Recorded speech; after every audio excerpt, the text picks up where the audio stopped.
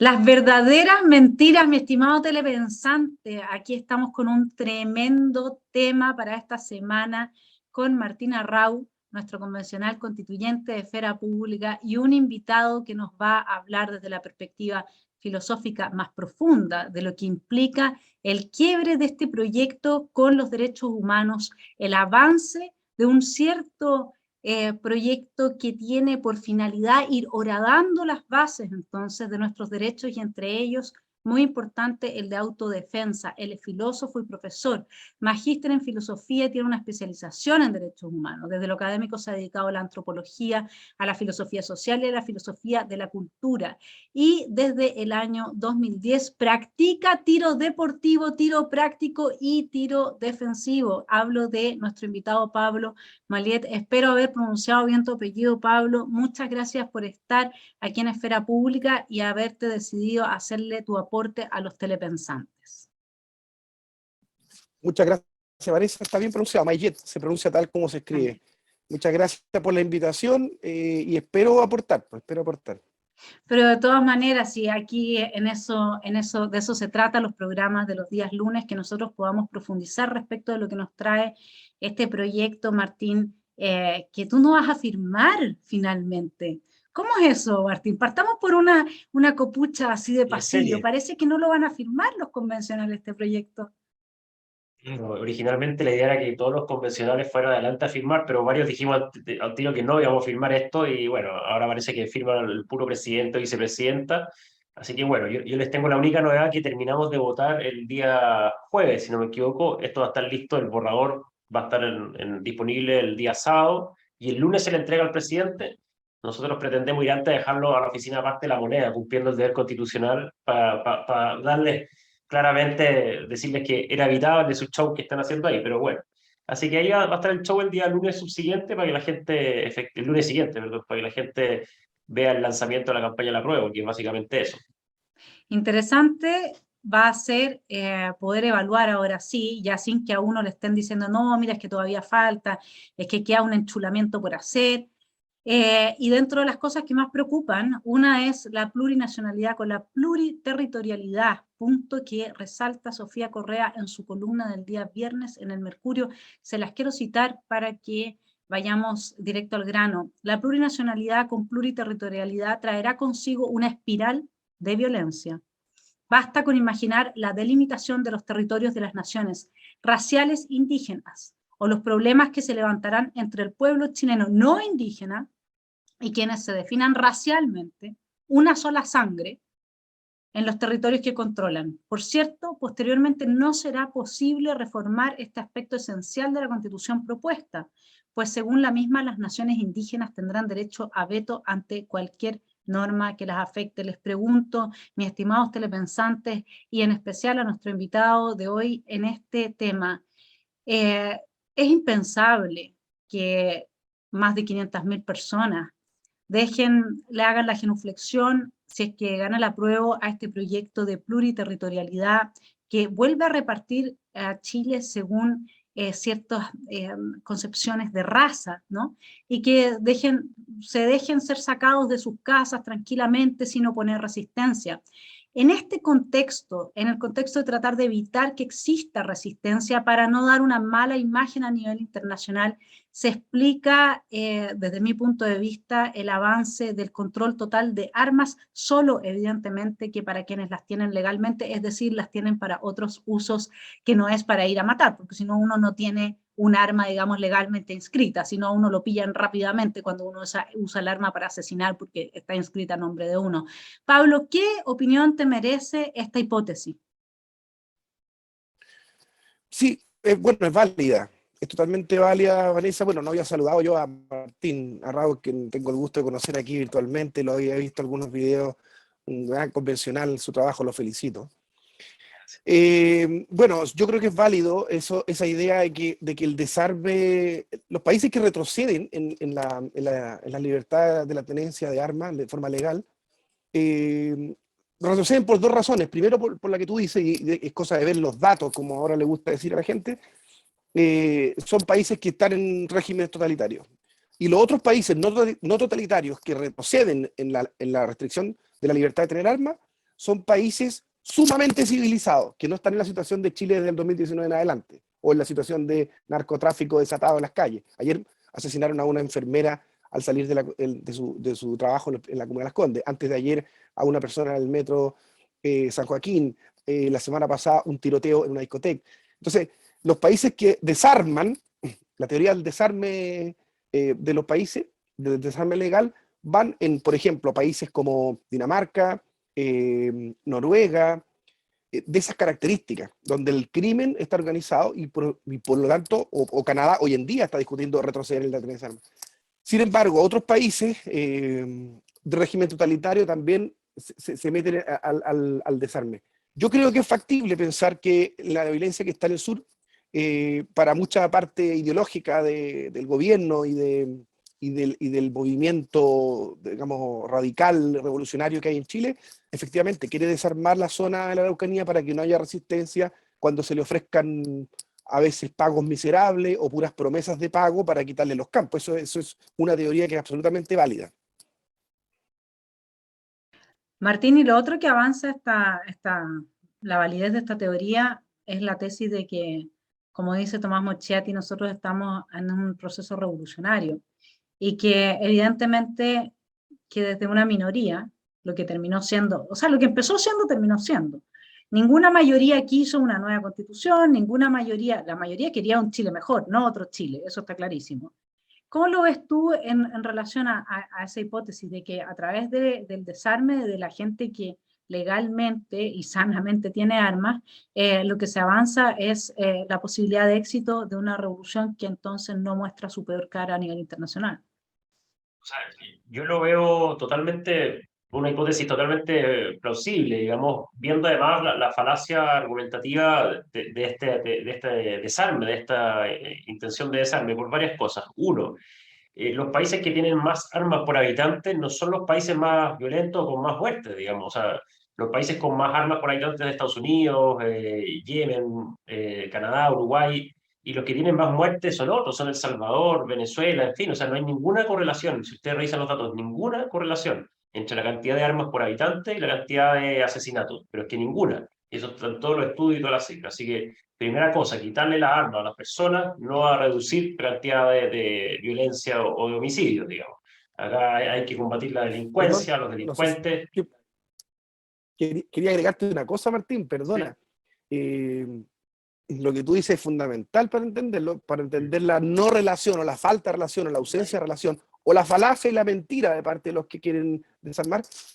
Porque, por ejemplo, Estados Unidos esta semana, la semana pasada, se avanzó en la tenencia de armas, ahora se avanzó al porte de armas. Después yo puedo explicar la diferencia, pero es portar el arma en la calle. Un país que acaba de tener una masacre en un colegio. ¿Cuál va a ser la lógica de eso? Lo puedo explicar después, pero aportarte eso, Martín. Claro. De hecho, Estados Unidos tiene una de las tasas más bajas, digamos, comparado con el resto de los países del mundo en homicidios, digamos. Pese a que hay tiroteo, efectivamente hay cosas de bastante conmoción, pero es un país que tiene una cantidad de armas por habitante muy alta, pero no es de los países con más homicidios ni nada. O sea, no hay correlación. Primer punto que hay que dejar claro. Y segundo punto, quizás para la gente que nos ve, yo, por ejemplo, tengo armas, digamos, porque, claro, estoy inscrito como deportista y uso el arma para diferentes fines, digamos, pero hay 500.000 de personas o familias que tienen armas en Chile. Para que entendamos que no es una cosa en la elite de algo, no. Hay personas que tienen armas para ir a cazar, las que vivimos del campo es una práctica bastante habitual, otros para deporte. Chile ha tenido medalla olímpica de tiro esquí y otras cosas. Y otras personas muy entendibles para defensa. Yo también tengo armas inscritas para defensa. O sea, por ejemplo, yo vivo en una zona rural. Claramente, si es que pasa algo acá en el campo, Carabineros se va a demorar 1 hora en llegar. Realmente, ¿me da tranquilidad tener un arma? Por supuesto que sí. Y así, imagínense las personas que viven en la Araucanía y en otros lados. Entonces, cuando se empieza a decir que Chile va a ser un mejor país porque usted va a estar desarmado, es una pérdida de libertad y derecho enorme. Hoy día tenemos derecho al menos a nosotros mismos defendernos, que es un derecho bastante básico, y aquí yo creo que Pablo y la Vanessa nos pueden ayudar más, pero yo lo veo como un civil común y corriente, que claramente esta hipótesis de que si todos nos desarmamos vamos a ser un país mucho más feliz, más seguro y más tranquilo, no tiene ninguna base racional Que ni esa es argumento, y bueno, avanza precisamente a cimentar un camino al cual las personas, bueno, vamos a tener que agachar el moño ante cualquier cosa que nos quieran imponer. Yo creo que esa es, perdón Vanessa, yo creo que ese es el argumento más fuerte el que ha dado Martín, porque sostener que el desarme de armas va a significar más pacificación, es lo que ha dicho el presidente y es lo que ha dicho toda su gente. Y el ejemplo que siempre ponen va en relación a lo que Martín acaba de desacreditar. Dicen, los países como Estados Unidos, que son tremendamente violentos, tienen el arma legal. Claro, pero la legislación de Estados Unidos no es distinta de la de Suecia, la de Suiza y la de Finlandia, que son países de criminalidad muy baja, de delitos y de errores como tragedias en colegios muy bajas. Entonces, claro, te ponen selectivamente el ejemplo de Estados Unidos, que también es tendencioso, y habría que ver un país de 300 millones de habitantes, cuántos muertos por mal uso de armas legales hay, cuántas armas son legales, en fin, una serie de otros factores. Pero yo he mirado a Fernando Atria, por ejemplo, deleitarse poniendo el ejemplo de Estados Unidos, y aquí Martín lo acaba de desarmar en un minuto. O sea, no hay una correlación de los países que tienen legal las armas con la delincuencia. Incluso si tú dices en Chile, la violencia que se ha desatado no ha sido por la tenencia de armas. La violencia que se ha desatado es por delincuentes, por narcotráfico, por terrorismo. De los 733.000 chilenos que tienen armas, la mitad lo tiene inscrita para defensa. O sea, tampoco es que todo el mundo tenga armas para defensa, no es que esté armada una población fascista, derechista, en contra de una revolución imaginaria. Eso no es así.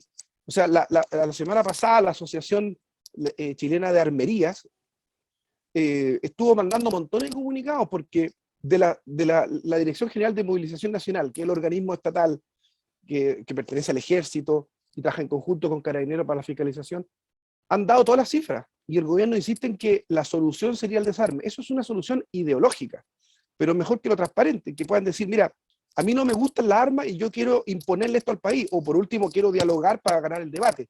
Pero no es la razón, dicen, es evidente que hay que desarmar porque como Estados Unidos hay masacre, en Chile va a pasar lo mismo. Lo que pasa, Pablo, es que aquí hay varios asuntos. Primero, no solamente se han dado las cifras y las cifras desmienten al gobierno, sino que el gobierno insiste con cifras que son falsas. O sea, hay un ser cara de palo que realmente, y después, por otro lado, el ejemplo de Estados Unidos no se escoge así nomás. Estados Unidos es el imperialismo yanqui, son los capitalistas malvados, son los padres de todo lo que usted sufre, se lo debe a los gringos. Entonces, poner a los gringos como ejemplo de algo malo que nosotros no queremos seguir, siempre, esto es muy gramsciano, ¿no? Acude a un sentido común que ya está muy trabajado, sobre todo en las élites y las clases académicas y qué sé yo. ¿Qué opinas tú de eso, Martín? No, total, sí, es Estados Unidos, porque, oye, podríamos hablar de Uruguay, que está número 8 en tenencia de armas, ¿no? Tiene cerca de 35 armas cada 100 habitantes, o Finlandia, que está número 10, pero no, usamos Estados Unidos, ¿no es cierto? Y claramente se quedan callados de los países con más muertos, porque claramente ahí está Venezuela número 3, con 56 muertos cada 100.000 habitantes. O podríamos poner el ejemplo, bueno, de Iquique luego, que ya está dentro de las ciudades más peligrosas del mundo, avanzando rápidamente el ranking. Entonces, no hay ninguna relación entre prohibición de armas y cantidad de muertos, pero ellos insisten en esta falacia, usando Estados Unidos, por supuesto. Bueno, nos faltó culparlos que no iban a las reuniones de crisis climática, siendo que está al lado del representante, pero ellos van a ser efectivamente los causantes de todos los males y los ejemplos de todos los males. Pero yendo al asunto, da pena las discusiones con poco dato de fondo, muy ideologizadas, con un desconocimiento enorme de esto, y que efectivamente a nivel constitucional, en este borrador de constitución, que espero que nunca vea la luz, también se avanzó, ¿no es cierto? Hubo proyectos de prohibición de armas que al final no quedaron que iba a quedar entregado a la ley. Nosotros presentamos, por supuesto, una iniciativa que garantizaba la posibilidad de tener armas para autodefensa, en fin, que fue rechazado, por supuesto. Pero es un debate súper emocional, como te decía, y al final la falta de argumento nos va pesando y por eso es interesante avanzar un poco más en por qué es tan necesario que las personas tengamos capacidad de defendernos.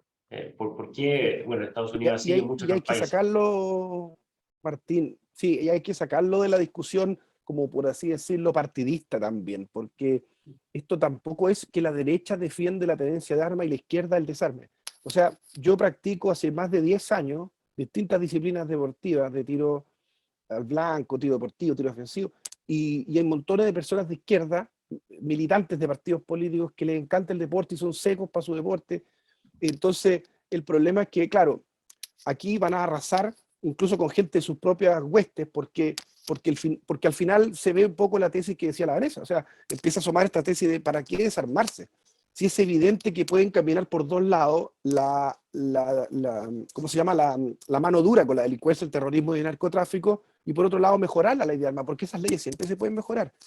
Oye, permítame decirle, yo he visto el festín que han hecho los medios de comunicación, los periodistas, Montserrat Álvarez, periodistas que son destacados, que son influyentes, con una ignorancia, Julio César Rodríguez, en los matinales, y por eso que yo le pedí a Vanessa un espacio y ella gentilmente me lo da, porque fíjate que la Montserrat Álvarez decía los Estados Unidos, que es un argumento que no se sostiene bajo ningún respecto, porque es un país con una cultura distinta, con 300 millones de habitantes, con microculturas también de barrio, de gángster, mucho más antigua que la ley de armas. Hay que entender también la historia norteamericana, cómo se gestó el Marshall y la ley de tenencia de armas, bueno, en fin. Es un ejemplo malísimo para comparar Chile con Estados Unidos. Después, del punto de vista psiquiátrico, Estados Unidos es uno de los países con índices psiquiátricos de enfermedades mentales altas, y Chile también. Y aquí tengo un punto, mira, Chile es uno de los países con enfermedades psiquiátricas más, esto lo sabe el presidente porque él ha confesado su propia enfermedad psiquiátrica y ha confesado su tratamiento, y aquí hay un punto a favor de él. Él impulsó una ley para la depresión, los trastornos obsesivos compulsivos y otras que no estaban médicamente avaladas. Bueno, él sabe perfectamente lo que estoy diciendo. Chile es uno de los países con índices de enfermedades mentales más altos del mundo. Y sin embargo, no tenemos los tiroteos de Bowling for Columbine, de, qué sé yo, de la masacre de Texas, y no los tenemos porque nuestra legislación de armas es extraordinariamente buena para lo que tenemos. La Montserrat Álvarez decía, aquí en Chile es muy fácil tener armas. Yo no sé cómo la persona que entrevistaba en ese minuto, que era el diputado Gaspar Rivas, no le decía, oye, ¿cuántas armas tienes tú, Montserrat? Yo llevo un año. Yo tengo permiso desde el 2010, soy deportista inscrito, participo en clubes y en asociaciones. Y hace un año no me pueden dar el permiso de la tenencia de armas porque ese carabinero está saturado, con robos, delitos y qué sé yo.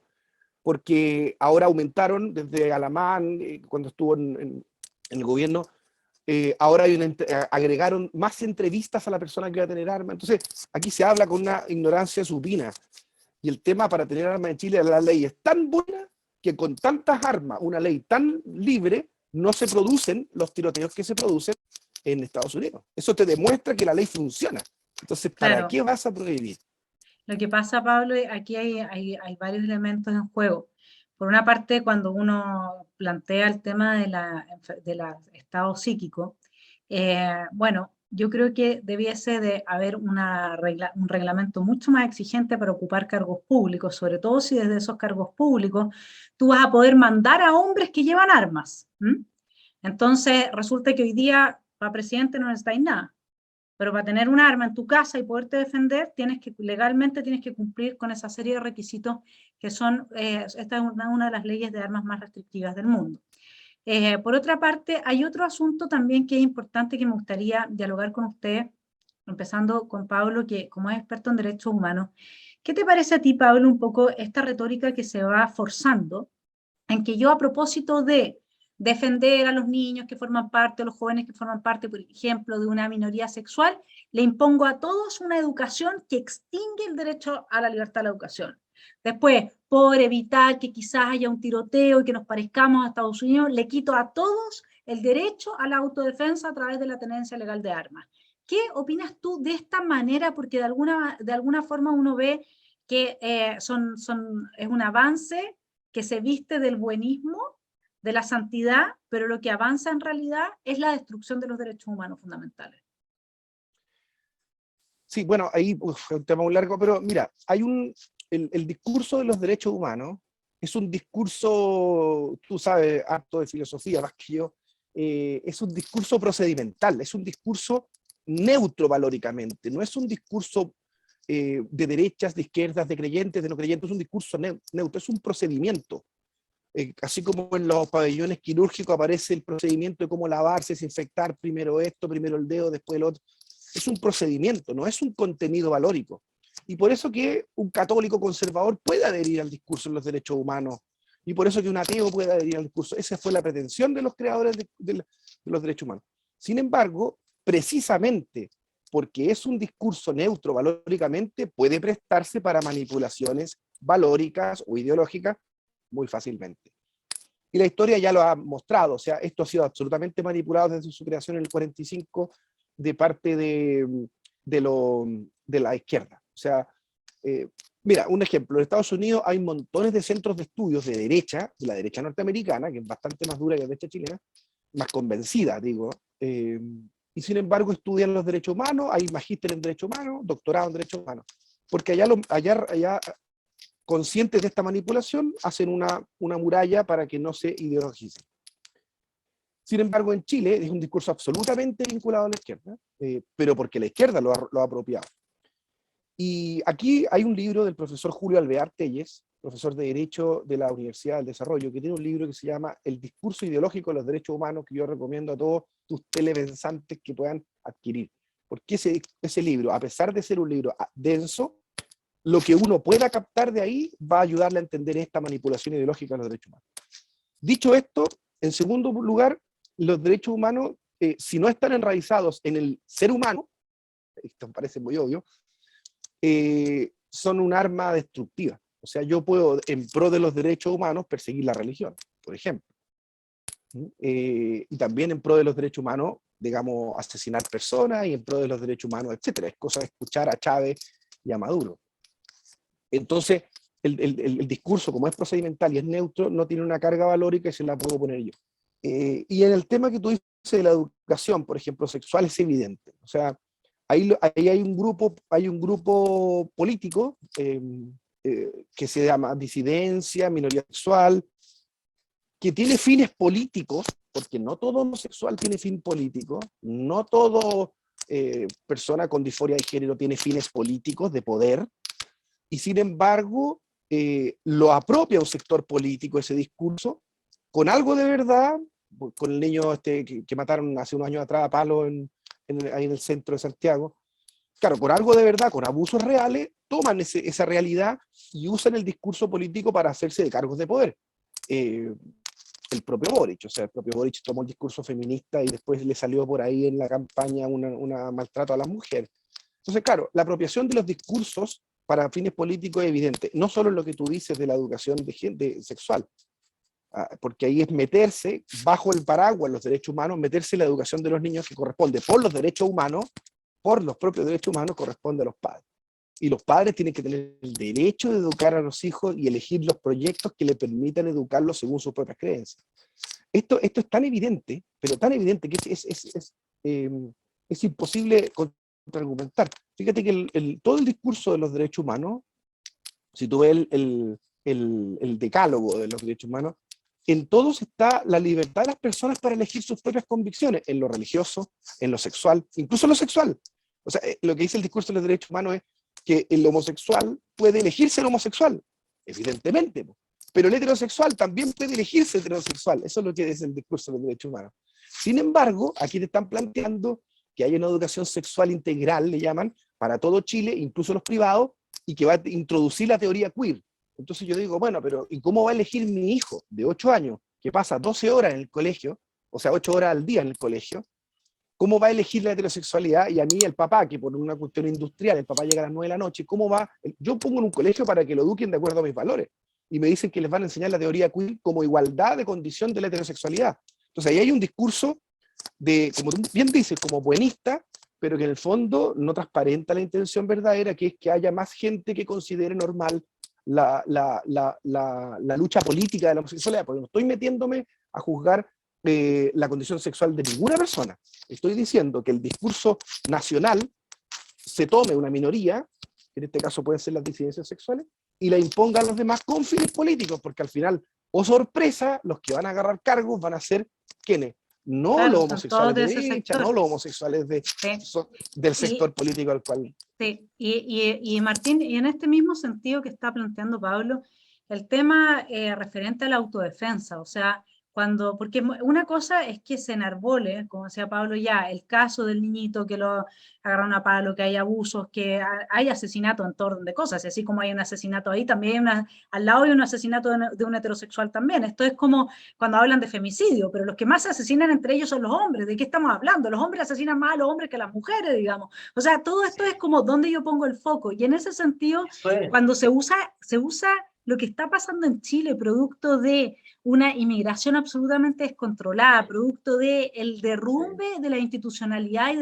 y de la moral y la integridad de las fuerzas de orden internas, como excusa para quitarnos el derecho a la autodefensa. ¿Cómo lo ves tú eso, Martín? No, es que es lo que iba a decir, es el problema de foco que tenemos, digamos, es como el sofá de Donoto. ¿Entendés? O sea, es que precisamente nos lleva al caso puntual, entonces tal persona asesinó a otra con un arma, entonces, oye, tú estás a favor o en contra del arma, porque mira, con un arma se asesinó a otra persona, bueno, ¿será ese el problema? ¿O será que el problema de la delincuencia, de las penas bajas, de la falta de persecución, de la inmigración descontrolada? ¿Cuál será el problema? Entonces siempre te llevan a eso y nosotros, que tenemos déficit de atención, no tengo idea, problemas de debate, entramos en el caso. Y es un error, hay que subir la mirada y ir a los principios. El otro día me pasó en un debate en televisión del tema de educación lo mismo. Es decir, yo decía, oiga, ¿por qué usted me limita el proyecto educativo en todos estos principios? Si tiene que haber libertad. Y este respondía, pero ¿cuál de estos principios tú no estás de acuerdo? Es que da lo mismo. ¿Por qué tú me lo vas a limitar a estos principios? Tiene que haber libertad, hay que defender la libertad. El tema de las armas es lo mismo. O sea, la capacidad de autodefenderse tiene que estar. No es que las armas son malas, no, las armas no son malas. Acá lo que ha habido efectivamente es una incapacidad total del Estado de hacerse cargo de los temas de soberanía, de defensa, bueno, seguridad, de persecución penal, en fin. Pero es lo mismo que el sofá de nosotros. Vamos a prohibir las armas porque el Estado no ha hecho su pega. ¿Vamos a estar mejor si es que no hay armas? No, vamos a estar peor, por lo que ya habíamos hablado.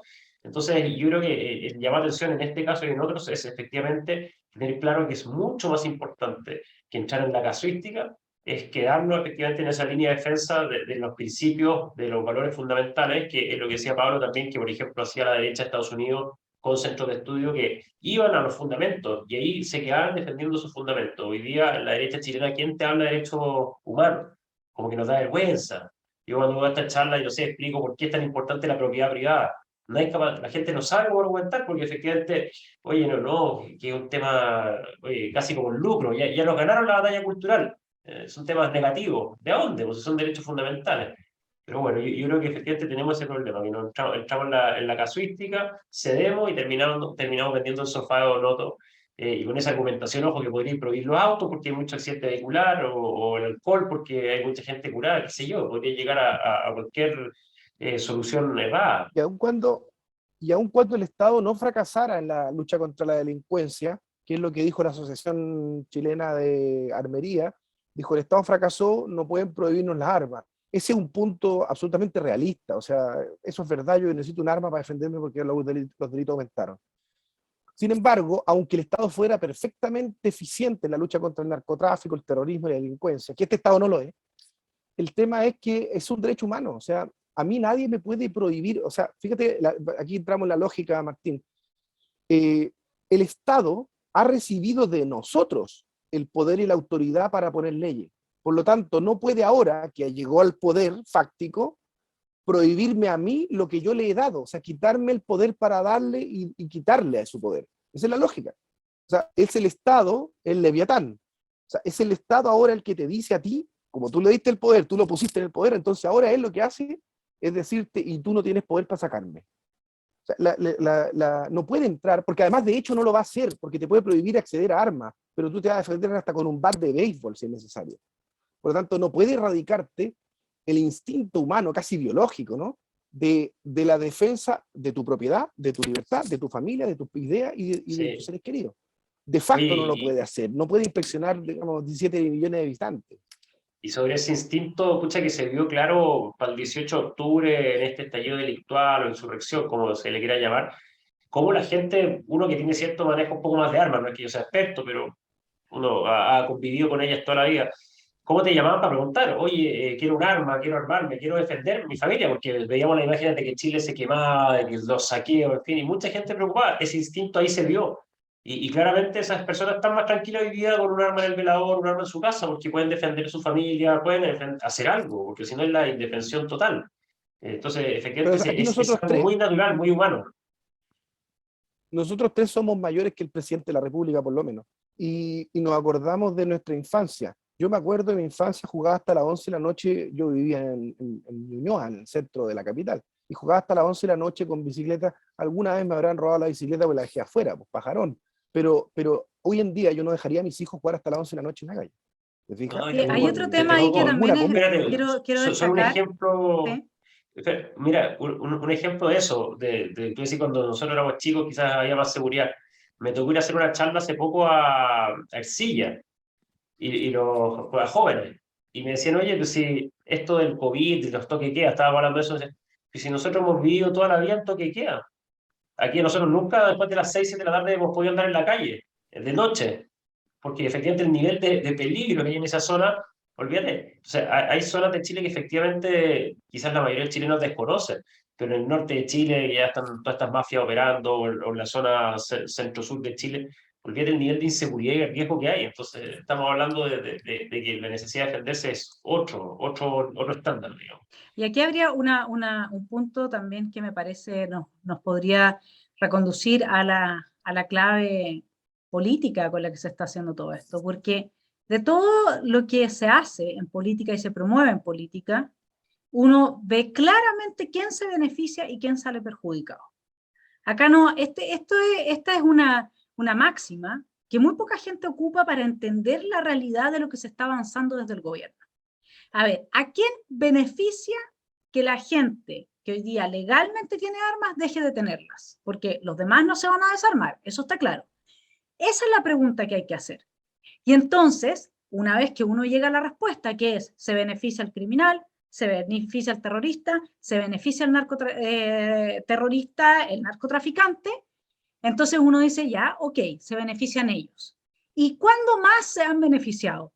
Cuando no se podía poner la ley del robo de la madera, cuando no se podía poner la ley que castigaba las usurpaciones de tierra, cuando no se podía poner todas esas leyes. ¿Y quiénes son los que han promovido todas esas leyes? Y bajo el amparo de qué esta gente que hoy día está en el gobierno llegó al gobierno.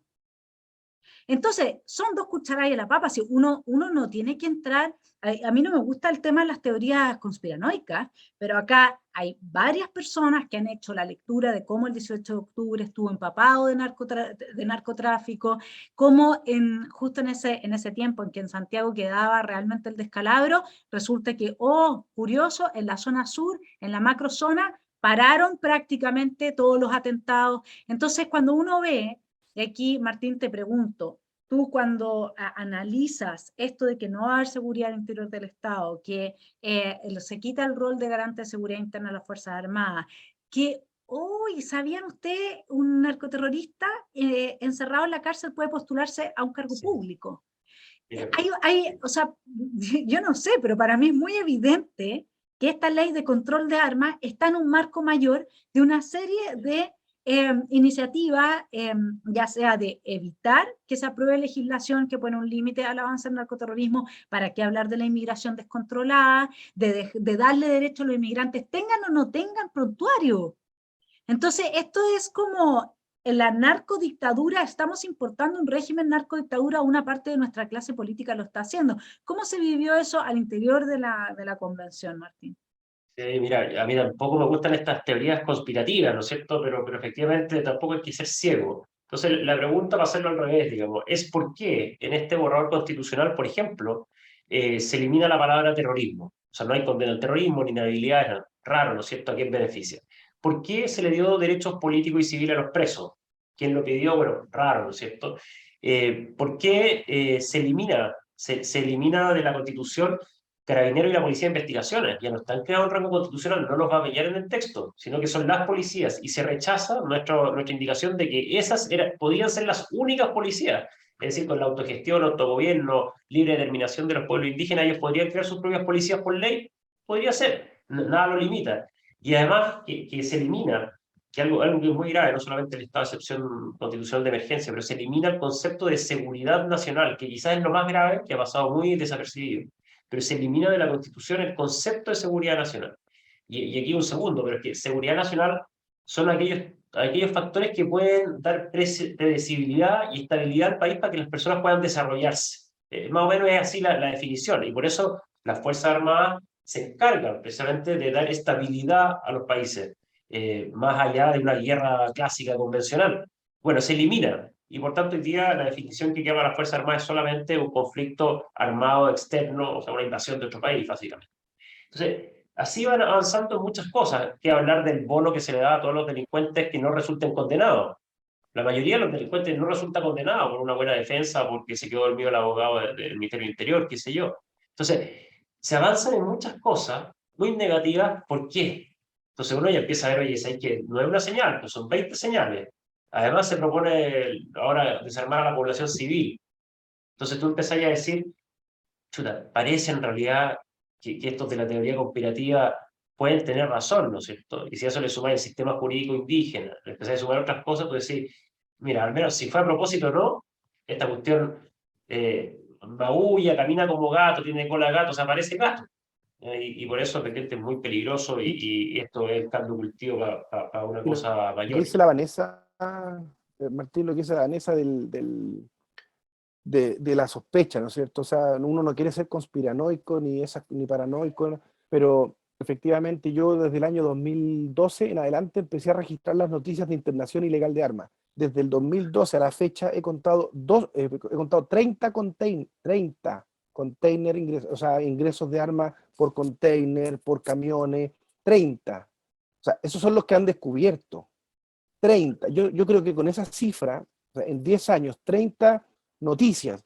No sé si habrán más, no sé si los noticieros mienten, no sé. Yo he contado 30 desde el 2012, cuando empecé a interesarme por estos temas como del arma y la seguridad.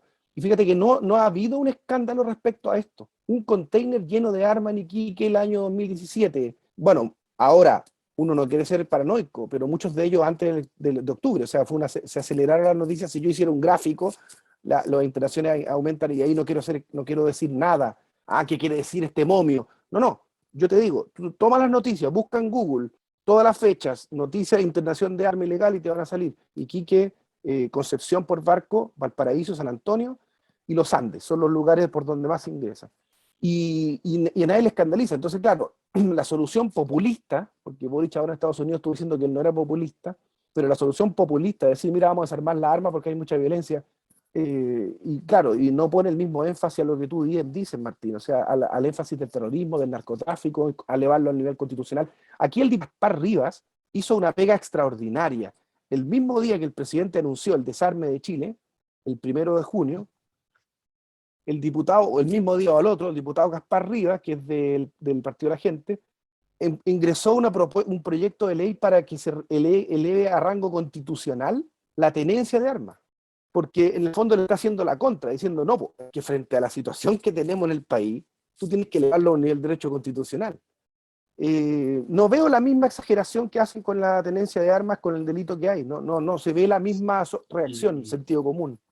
Oye, Pablo, y solo agregar un dato para la gente que quizás no ve que no es tan experta en el tema. Uno puede tener armas en Chile, pero cierto tipo de armas que, bueno, tienen cierto poder de fuego, armas para cazar, para defensa, pero con bastantes limitaciones en su calibre, si son de automáticas no se pueden tener, en fin, o sea, muy, muy limitado. Las armas que hemos visto que han importado, o las armas que han decomisado, Sí, o que hemos pues, visto en los altos terrenos, son armas militares, digamos, son de otro estándar, digamos, de calibres muy superiores, son armas de guerra, digamos. Entonces, cuando entendamos que a las personas le van a quitar un revólver, una pistola que tiene para defensa, pero vemos que se están importando y utilizando de manera ilegal en la Araucanía y en otros lados fusiles de guerra, estamos hablando de son cosas totalmente diferentes, no son todas las armas iguales, digamos, para que la gente lo tenga muy claro. Entonces, quieren quitarle a las personas las armas que ya tienen, que son un espectro muy acotado, pero vemos que los delincuentes, los narcotraficantes andan con para que la gente lo entienda, con una mecha y ahora, que es lo que dice la gente en la casa, porque son fusiles de guerra, digamos, de otro calibre, de otro... Y eso no los controla, porque esa gente no lo va a ir a dejar voluntariamente a la comisaría, mire señor, yo tenía un fusil de guerra a la mala en mi casa, digamos.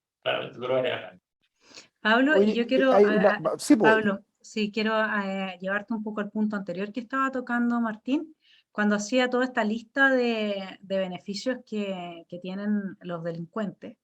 O sea, nosotros, a ver, partimos el 18 de octubre con esta primera línea que acuérdense que fue al ex Congreso Nacional y fue recibido por políticos de gran connotación, ¿no es cierto? Después recibieron un homenaje en el Festival de Viña de parte del humorista Kramer, etcétera, etcétera. Ahora Se está el nos olvidan estas escándalo, cosas, sí, pues, ahora está el se nos olvidan estas escándalo, se nos cosas. olvida, pero es que yo tengo esa... No, qué bueno que lo recordé, fíjate. Sí, después tenemos a esta primera línea, ¿no es cierto?, que inicia el octubrismo, se crea una nueva ideología que se llama octubrismo, que ahora sacaron del prefacio del proyecto de nueva constitución, pero que todo el quehacer constitucional desde el primer día estuvo empapado de este octubrismo refundacional que dice directa relación con la actuación de los vándalos y con la quema del metro y con la destrucción de las ciudades. De ahí está este gobierno que apenas, lo primero que dice, apenas asume, es nosotros vamos, le quitamos las querellas, ¿no es cierto? Retiramos las querellas a esta primera línea y queremos que salgan libres. Luego en el proyecto de constitución uno ve que hay una estructura de revalorar, ¿sabes qué es lo que pasa? Yo, Pablo, estudié 14 años Nietzsche, entonces la transvaloración, que además después eso lo toma Gramsci muy claramente, tú para poder refundar un orden, cambiar el discurso hegemónico y tener otras élites en el poder, tienes que hacer una transvaloración de los valores imperantes, ¿sí? Entonces, el uso que se ha hecho del vándalo, y yo tengo un libro previo a la instauración del régimen chavista en Venezuela, donde dice, el vándalo va a ser nuestro mejor aliado, la punta de lanza, la escriben los revolucionarios de la época en Venezuela. Entonces, el heroísmo, y ahora tenemos desde el Museo de la Memoria, porque eso también se le olvida a quienes lo ven hoy día en Viña, toda esta muestra artística que es octubrista y que pone en objetos de arte la violencia que destruyó la vida al menos de los 300.000 chilenos que se quedaron sin pega, al menos. No sabemos cuánta gente no llegó al hospital, no sabemos cuánta gente se murió en el camino, no sabemos nada, cuánta gente fue humillada, no tenemos idea de cuánta gente fue afectada. Bueno, y entonces esa muestra se saca al Museo de la Memoria y se lleva ahora a Viña. Y todo esto es transvaloración, porque uno lo primero que le nace a la gente, oye, esto nos destruyó la vida, esto nos tiene en el lugar donde estamos. Sin embargo, siguen intentando darle un valor positivo, no neutro, ni siquiera negativo, a todo lo que es la acción del vándalo, es decir, transformamos lo que antes para nosotros era un delito, el delincuente lo transformamos en un ciudadano y además podríamos incluso, imagínense ustedes, porque este es un punto, Martín, que no nos hemos planteado, que es que el narcoterrorista que está preso en la cárcel vaya por uno de los cupos que se le asigna especialmente por ser de pueblo originario. O sea, la posibilidad de que ese narcoterrorista llegue a ser electo es infinitamente más alta que la de cualquier otro chileno normal que no sea un delincuente y no haya matado a nadie y no haya traficado drogas. Entonces, todo este proceso es un proceso transvalorador. Una revolución no puede existir sin un cambio en la forma en cómo nosotros evaluamos el bien y el mal. Pablo, a ti, ¿cómo dialogas con esta reflexión? Bueno, no, espectacular, o sea, yo estoy de acuerdo con todo lo que dijiste. Fíjate que esa transvaloración respecto a lo que yo estoy invitado a conversar, que es la tenencia de armas, o sea, hoy en día es casi negativo. A mí, cuando yo empecé con esto por una cuestión deportivo, de hecho, fíjate, perdona Martín y Vanessa la referencia personal, yo ingresé al mundo del deporte de armas porque yo tenía una depresión. Y el psiquiatra me dijo, tienes que buscar una actividad que te ocupe mucha concentración. Y alguien me llevó a tiro al blanco, y el tiro al blanco es un deporte precioso. Yo empecé a llevar amigos que nunca habían disparado y que eran fascinados, gente que le tenía miedo a las armas. Es un deporte de precisión, altamente competitivo, porque es desafiante, o sea, cada vez mejorar. Es un deporte yo tengo déficit atencional, pero es un deporte de altísima concentración, de mucho procedimiento, de rigor, de seguridad, te consume mucho tiempo. Entonces, claro, no, la valoración de que todo lo que tiene un arma es peligroso. O sea, mis hijos disparan pistolas a postones, tienen 8 y 10 años y disparan pistolas a postones, y le ayuda muchísimo a concentrarse, a tenerle cuidado al arma, porque aquí yo soy sumamente temeroso de las armas y soy sumamente respetuoso de las armas. Pero ¿qué es lo que pasó? Lo que tú dices, se transvalora la sociedad. Entonces, la persona que tiene el arma es como una persona siniestra, oscura, loca, este gringo loco que aparece con un toro de búfalo en el Congreso de Estados Unidos disparando, y no tiene nada que ver. O sea, yo imagínate, ¿cuál es mi posición? Yo tengo 2 hijos, soy católico, soy conservador, tengo armas, le tengo terror a las armas, las tengo en mi caja fuerte, cumplo con la ley, practico, hice un curso de tiro antes de tener cada una de las armas, me leo los folletos antes de comprar un arma deportiva o de defensa. Entonces, el paradigma que tú mencionas es genial, porque efectivamente primero se tiene que hacer que el que tiene armas es el malo, el que las tiene legales es el malo, y hay que quitárselas para que el que las tiene ilegal las deje de tener. Con Michelle Bachelet se hizo una campaña que a mí me molestó mucho, que en los furgones policiales se ponía entrega tu arma. Y era súper confusa la campaña, porque esa entrega tu arma era para el delincuente, por si alguno la quisiera entregar, o la mamá o la esposa de alguno. Y tú sabes que yo recogí el dato en ese momento, que cerca de 100.000 personas que tenían el arma legal la habían entregado. O sea, como que el mensaje no estaba claro, entrega tu arma al delincuente, le decían, pero la gente legal dijo, es una campaña para que no haya tanto matanza, la voy a entregar. 100.000 personas, creo, puedo confirmar el dato, lo tengo por ahí, pero esa cantidad de personas legales entregó sus armas. Entonces, claro, es una transvaloración, totalmente. El que tiene arma es un loco, que dispara acá, aquí, allá, y que el accidente... No es así, aquí primero hay que tener, y pasa lo que decía Martín, y no se tiene el mismo rigor, y no se tiene el mismo con el delincuente, con el de la primera línea, o sea, el de la primera línea es un héroe. A mí me golpearon el auto porque había un taco de ciclistas, estos ciclistas que daban vuelta a Santiago en la época de octubre, y te golpeaban el techo y si no tocabas la bocina te pegaban con más fuerza. Mis hijos se pusieron a llorar, los gallos le pegaban al auto para que yo tocara la bocina. Yo no quería tocar la bocina. Y bueno, el que baila pasa, todas esas cuestiones. Entonces, efectivamente, hay una transvaloración, porque todo ese grupo que era tremendamente violento, eran como los héroes, y todos los que tenemos armas hoy en día, legalmente, que nos ha costado un mundo, y además mucho dinero, porque te exigen, aquí la gente no sabe cómo es el proceso, perdona que me extienda, para tener arma en Chile tienes que pasar, entre muchas otras cosas, por una consulta psiquiátrica, que no está cubierta por FONASA ni AUGE, y tienes que pagarla, y que está en el orden de los 40.000 pesos. Entonces, ya tienes que tener 45.000 pesos para una primera consulta, independiente de todo lo demás. Entonces, no es fácil, un arma cuesta cerca de 1.000.000 de pesos. O sea, esos son los valores, o sea, es súper prohibitivo además tener un arma. Entonces, lo que te digo, hay una transvaloración de valores. El que tiene armas para defender a su familia, en el caso de que un delincuente se encuentre a medianoche o que quiera practicar un deporte de precisión para desarrollarse, todo eso es malo. Y el de la primera línea es bueno. ¿Se fijan? Absolutamente. Martín, vamos cerrando contigo Sí. un último, porque ya hemos cumplido con el tiempo de nuestra entrevista de lunes. Gracias, Pablo, por estar acá en Las Verdaderas Mentiras, porque aquí develamos las verdaderas mentiras. Martín, ¿qué agregas tú a esta conversación Muy de la transparencia? corto, quizás dejarle el desafío a las personas que nos ven precisamente, que es cómo hacer ese cambio mental, digamos, de cuando vemos este octubrismo, ¿no es cierto? Tú nos recordaste bien varios hitos que a uno se le olvida, yo soy muy desmemoriado, pero efectivamente, cómo esa valoración del delincuente que se ve en el proyecto constitucional, además, o sea, en muchos artículos, la valoración del condenado, y la mayoría de la población no está ni ahí, quiere que se preocupen de las víctimas, digamos, no de los delincuentes. Bueno, ¿quién está haciendo ese apego hoy día de esa batalla cultural? Si nos montan una exposición de la primera línea, el perrito mata Paco y todo el cuento, al frente de la moneda, pagado con plata a todos los chilenos, ¿qué otros chilenos estamos dispuestos a dedicarle tiempo y armar una exposición de esta oda a la violencia como negativo, digamos, dar la connotación negativa que corresponde?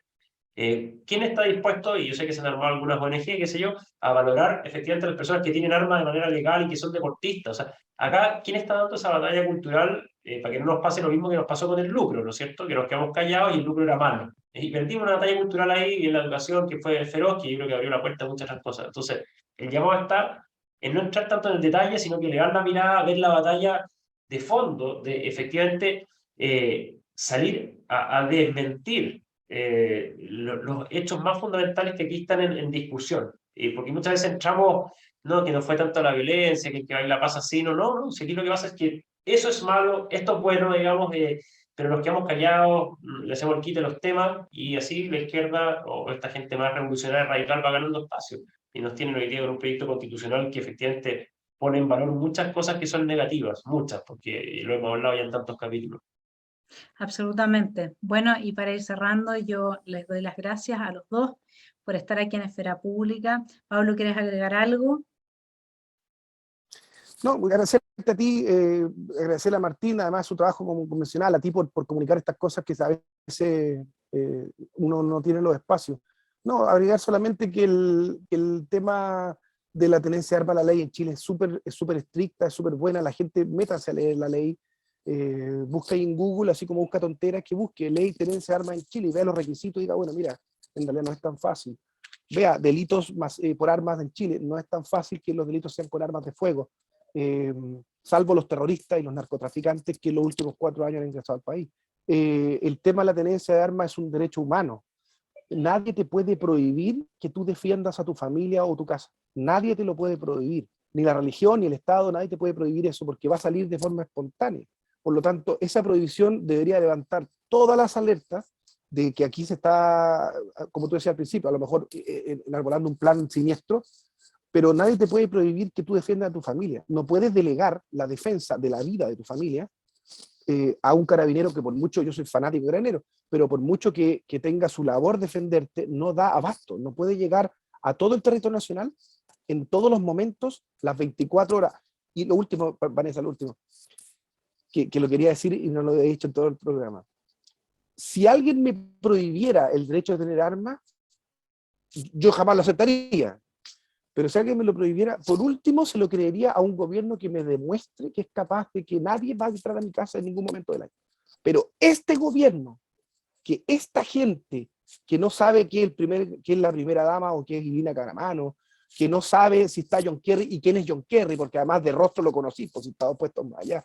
O sea, si este tipo de personas me dice que yo confíe en ellos para que nadie va a entrar a mi casa a matar a mi esposa y mis hijos, yo te lo juro que a mí me da risa. O sea, es para la risa.